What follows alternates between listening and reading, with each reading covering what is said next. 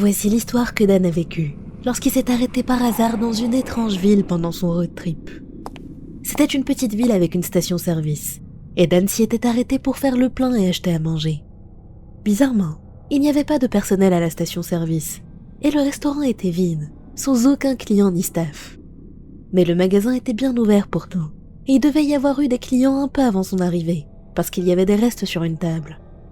Dan s'est promené un peu autour, mais il a trouvé l'ambiance étrangement sombre et froide, comme si le soleil ne l'atteignait pas. Au bout d'un moment, il est tombé sur un restaurant avec une douzaine de personnes à l'intérieur, et il a décidé d'y entrer. Un carillon a retenti alors qu'il traversait la porte. Cependant, personne ne l'a regardé. Tout le monde était occupé à manger avec appétit. Un homme a fini par lever les yeux vers lui, la bouche pleine, et du liquide jaune ruisselant sur son menton.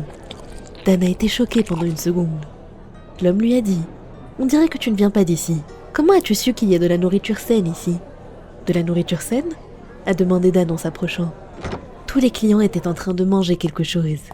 En regardant plus attentivement, c'était le corps d'une créature monstrueuse gigantesque que Dan n'avait jamais vue avant. Elle avait une peau jaune, de grosses têtes de serpent et des membres attachés à un corps de plus de 3 mètres. Dan a hurlé, mais les clients ne lui ont prêté aucune attention, trop occupés à dévorer leur plat. Il a demandé à l'homme ce qu'il mangeait, et ce dernier a levé le bras pour lui montrer. Regarde, il a contracté ses muscles, qui ont gonflé de manière spectaculaire. Dan était confus. L'homme l'a soudainement attrapé par le col, et l'a soulevé en l'air. Dan a crié de surprise, alors que l'homme le soulevait comme un jouet et le jetait au sol sans effort. Dan était paniqué, et l'homme a éclaté de rire. « Je peux sentir ma force. Je sens que je peux te déchirer en morceaux à main nue. J'ai bien trop de force. Cette viande m'a donné tellement de force. » Il a attrapé un bout de viande et l'a montré à Dan. La viande émettait une légère lumière. « Manger cette viande me fait sentir tellement bien. C'est comme prendre des médicaments. Tu veux essayer? Combien d'argent tu as sur toi ?» Dan a examiné les visages des clients un par un. Leurs yeux étaient tous rouges et injectés de sang, et les muscles de leur corps étaient tellement gonflés que leurs vêtements étaient sur le point de craquer.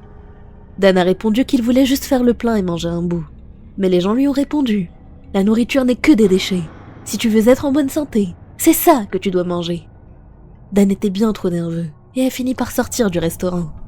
Il a décidé d'attendre dans la station-service. Après une longue attente, l'employé est revenu et lui a dit « Ne dis jamais à personne ce que tu as vu ici. » Dan a demandé pourquoi et l'employé a répondu « Cette viande est rare parce qu'il n'y a plus que quelques spécimens. Seulement nous pouvons en manger. » Alors qu'il parlait, ses muscles se sont tendus et il a respiré lourdement. Dan s'est dépêché de quitter la ville, dans une incompréhension totale. Il a décidé de ne plus jamais y revenir. Mais quelques années plus tard, il a dû s'arrêter au même endroit pendant un autre road trip. Cependant, contrairement à sa dernière visite, le village était complètement désert. Il n'y avait personne dans les rues, et toutes les maisons, boutiques et restaurants paraissaient abandonnés. Dan était encore plus confus, et au village suivant à une quinzaine de kilomètres de là, il a essayé de se renseigner sur l'étrange ville. Il a appris que les habitants avaient tous été attaqués et tués par quelque chose d'inconnu. Encore plus horrible, tous leurs corps ont été retrouvés avec seulement de la peau vide. Toute leur chair, os et organes avaient disparu. La police a mené l'enquête, mais ils n'ont jamais pu trouver d'explication sur ce qui leur était arrivé. Les seuls indices étaient le liquide jaune trouvé un peu partout dans la ville et les empreintes de pas d'une bête géante inconnue. Ni le liquide ni les empreintes n'ont pu être identifiées. L'affaire demeure non résolue à ce jour. Dan n'avait pas les mots. Il voulait parler de ce qu'il avait vu, mais son corps tremblait violemment et il n'a pas pu trouver le courage. La question de ce qui a bien pu arriver à cette ville le hantera pour toujours.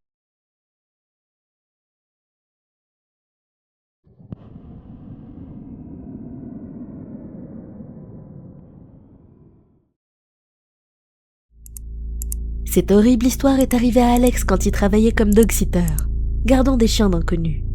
Un jour, il a trouvé quelqu'un sur internet qui cherchait un dog-sitter et qui payait très bien. Puisque sa maison n'était pas loin de celle d'Alex, il a décidé de postuler pour garder son chien pendant 3 jours. En arrivant devant la maison, il y avait un panneau chien méchant sur la porte et une odeur persistante de pourriture flottait dans l'air. Alex a frappé à la porte et une voix d'homme à l'intérieur a lancé « La porte est ouverte, entrez !» suivi par un aboiement. L'aboiement semblait venir d'un chien bien vicieux, et Alex a commencé à se sentir anxieux. Quand il a ouvert la porte et est entré, il n'a vu personne à l'intérieur. Il a demandé à voix haute s'il y avait quelqu'un, et il a entendu le chien gémir depuis le salon. Le son se rapprochait de plus en plus. Alors qu'il regardait autour pour trouver le propriétaire, le chien est sorti de nulle part, et Alex a crié de surprise. Seulement, ce n'était pas un chien, c'était une personne rampant sur ses 4 membres, et s'approchant d'Alex comme un animal de compagnie. C'était un homme, qui semblait avoir la trentaine. Il avait un collier de chien autour du cou. Il portait également une sorte de fourrure qui couvrait tout son corps. Il avait une queue artificielle attachée à son derrière. L'homme lui a dit « C'est donc toi qui vas t'occuper de moi pendant les 3 prochains jours. Enchanté. » Il a remué le bas de son dos, et sa queue s'est agitée. Il a continué à marcher à 4 pattes, se dirigeant vers la cuisine, et a ajouté « La nourriture est ici. Ces viandes sont difficiles à trouver. » Il a ouvert le frigo en bougeant sa main à la manière d'un chien avec sa patte. À l'intérieur se trouvait une pile de gros morceaux de viande, d'un rouge profond. Alex, extrêmement mal à l'aise, a reculé. L'homme-chien a couru vers lui, a cogné sa tête contre sa jambe et a crié « Est-ce que tu vas rester debout à ne rien faire comme ça? Caresse-moi la tête, vite !» Alex était tellement horrifié qu'il n'a pas pu s'empêcher de crier. L'homme-chien lui a alors léché la main. Quelques secondes plus tard, une horrible puanteur l'a frappé. Il s'est immédiatement senti vaseux et nauséeux. Il a repoussé l'homme-chien et s'est mis à courir vers la porte pour s'enfuir. C'est là que l'homme s'est mis à aboyer. Et ses aboiements étaient horriblement réalistes. Alex a presque arraché la porte et s'est enfui en courant. Mais pendant sa course, il a fait l'erreur de regarder en arrière. L'homme le poursuivait à 4 pattes à une vitesse hallucinante. Le choc et la peur étaient tels qu'Alex allait s'évanouir. Il a hurlé comme jamais, appelant à l'aide et criant qu'il y avait un chien fou le poursuivant. Des gens ont sorti la tête de leur fenêtre pour voir ce qui se passait. Et quand ils ont vu ce qui poursuivait Alex, leurs yeux se sont écarquillés. Et avant qu'il ne puisse réagir, le chien était devant lui. Il haletait, retroussant ses lèvres pour montrer ses dents. Alex pouvait voir ses gencives sombres et ses grandes dents jaunes. L'homme-chien a grogné et s'est jeté sur lui.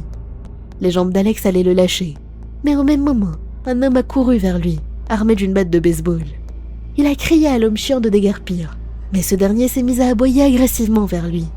Il s'est jeté sur l'homme et lui a mordu la jambe. Le voisin, paniqué, l'a frappé à la tête avec sa batte, ce qui a suffi à le faire fuir, en gémissant comme un vrai chien blessé. Toute cette scène était surréaliste, et Alex était tellement sous le choc qu'il arrivait à peine à respirer. Le voisin avait des marques de morsure et du sang sur sa jambe, mais il a dit que ce n'était pas une blessure grave, et est rentré chez lui pour se soigner. Alex l'a remercié de nombreuses fois, et l'homme lui a dit « Ce n'est pas la première fois que ça arrive. Par le passé, un jeune homme est allé dans cette maison pour travailler comme dog-sitter, et a été mordu par ce fou. Il a fini avec 30 points de suture sur la jambe. Et ce fou a déjà été en prison une fois. Si jamais il te mord, il ne te lâchera pas, sauf si tu le frappes à la tête. Rappelle-toi de ça. Frappe-le à la tête de toutes tes forces. » Mais après cet incident, Alex n'avait plus l'intention de continuer ce travail. Ça lui arrive parfois de repenser à cet homme, et il se demande ce qu'il devient.